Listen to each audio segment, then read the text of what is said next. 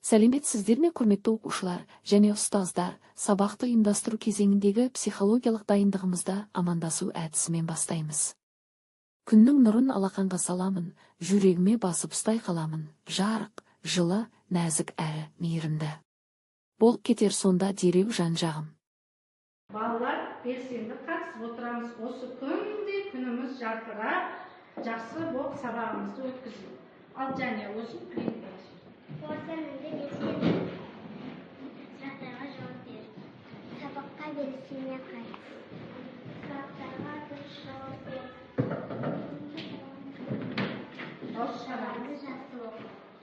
Сұрақтарға ойланып жауап бер. Күнделіктің барлығын еске тұт. Сабағыңды жақсы оқы. Апай, сізге шын жүректен сәттілік тілеймін. Өте керемет. Ал балалар, орныңызға жайғасаңыз.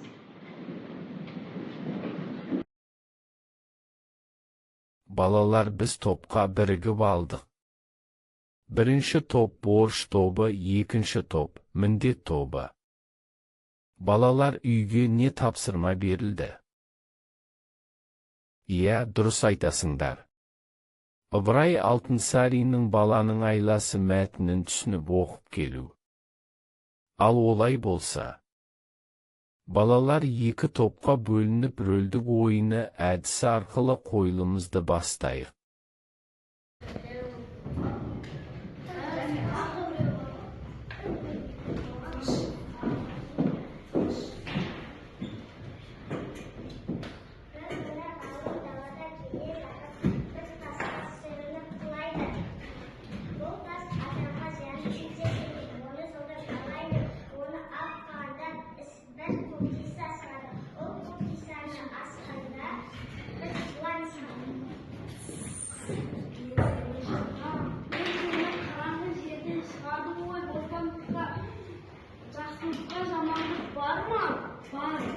Жүр, оданша біреуге жүгінейік.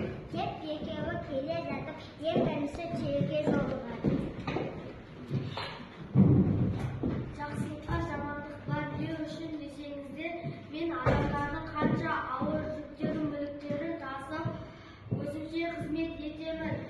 Адам әр уақытта үстіме жүк артады.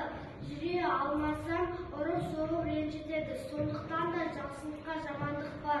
Мұны естіген жылар қалыңға бір оралады. Жүр, тағы біреуге жүгінейік. Сосын екеуі келіп, ағасқа жолығады. Жақсылыққа жамандық бар.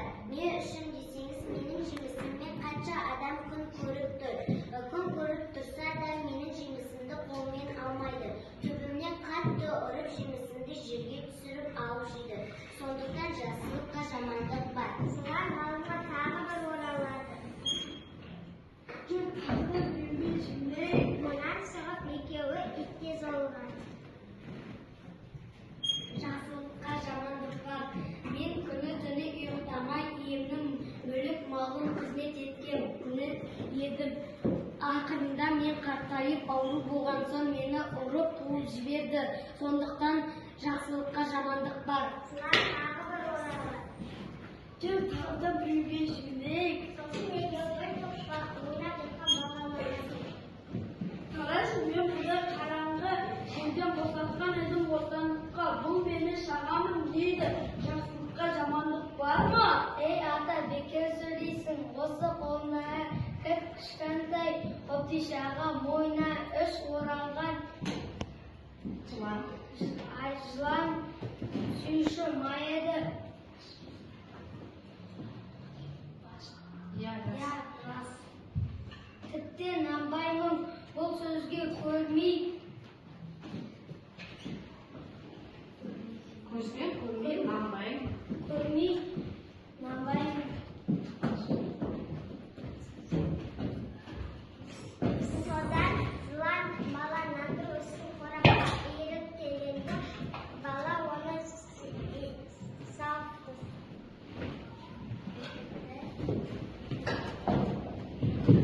Ал отырамыз. Олай болса, Ыбырай Алтынсариннің «Кел, балалар» өлеңін тыңдайық. Кел, балалар, оқылық. Оқығанды көңілге ықыласпен тоқылық. Оқысаңыз, балалар, шамнан шырақ жағылар, тілегенің алдыңнан іздемей-ақ табылар. Кел, балалар, оқылық. Оқығанды көңілге. Ықласпен тоқылық. Мал дәулеттің байлығы. Bir жұтасаң жоқ болар. Оқымыстың байлығы. Күннен күнге көп болар.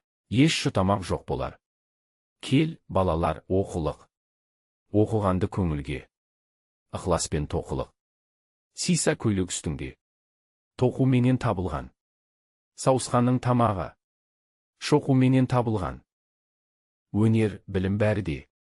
Оқуменен табылған. Ыбырай Алтынсариннің баланың айласымен қорытындылап шықты, балалар. Ыбырай Алтынсарин қай жылы туылған, қандай өлеңдері бар екенмен таныстыңыз. Ал бұлай болса, жаңа сабағымызды бастаймыз. Жаңа сабағымыз, балдар, Ыбырай Алтынсариннің жақсыдан үйрен, малды пайдаға жарату. Мен 1841 жылы қазіргі Қостанай облысы Қостанай ауданында дүниеге келгенмін. Менің кел, балалар, оқылық. Өнер, білім бар жұрттар деген өлеңдерім бар. Мен балаларды оқуға, білімге шақырамын. Балаларға арнап әңгімелер, өлеңдер жазамын. Бір үйші жұмысымен көп уақыт отырса да, сонша ізін қанағат етіп асылып тұрады екен. Bir күні көршісі тұрады. Осы сен бай бола тұрып, балыңды қайыққа жібересің. Көлге түсетін ешнәрсен көлінбейді деді. Үйші айтты, тапқан малыңды бір бөлмен борышымды өтейін, бір бөлімін өзіңе беремін. Көрші барды, сенің борышың бар ма еді? Және өзіңе қанша ақша беруші едің деді. Үйші айтты, қарт әке шешеме берген ақшаларына өтеп туған борышым деп білемін.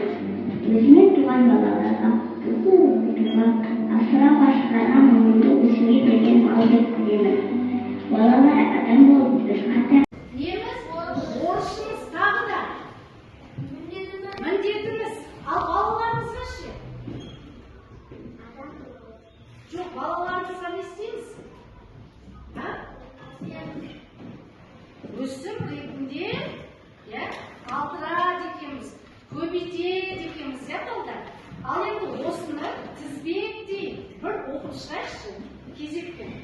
Қамсар басташы, мәтінді дауыстан. Қалғанымыз мұқият тыңдаймыз.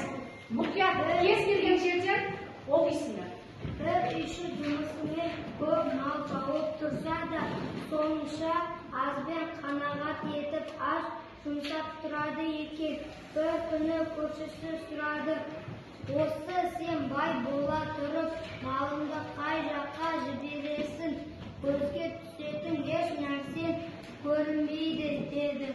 Үйші айтты, тапқан малымның бір бөлігімен борышымды өтеймін, бір бөлігін өзімге. Болды, ары қарай. Және оқшы, келген жерде.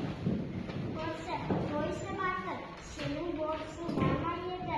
Және өзіңе қанша ақша беруші едің деді. Үйші, қарт әке шешеме берген. Айлин, ары қарай жалғасты. Берген ақшаларды өтеп тұрған борышым деп білемін. Өзіме туған балаларды оқытуға, асырауға шақырған малымды. Ерсұлтан, ары қарай.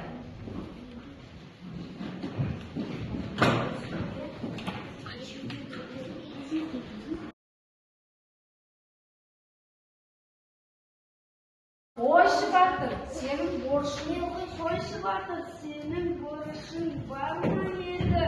Үйші, қарт әке шешеме берген ақшаларымды өтеп тұрған борышым деп білемін. Мәні, борышым ата-анасына беріп тұрған ақшасын өтеп тұрғанын борышым деп біледі екен балдар. Екінші топ мұны.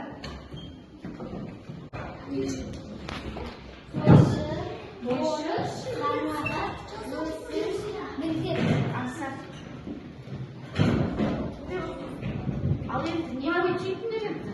Ол ма осына басқа борыш не үшін керек, қанағат не үшін, өсім кімге қатысты, міндет кімге қатысты? Біз не атқаруымыз керек?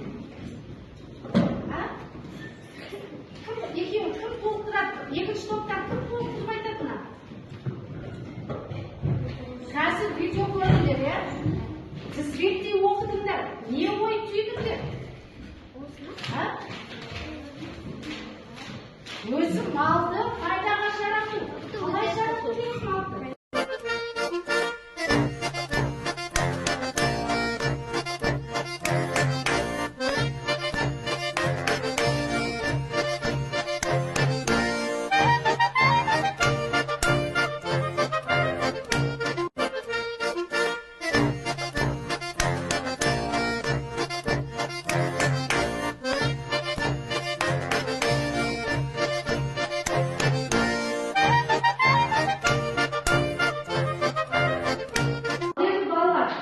Өте жақсы түсіндім, бүгінгі сабақ маған қызықты болды деп өзіңіз әркім жеке өз-өзін бағалау.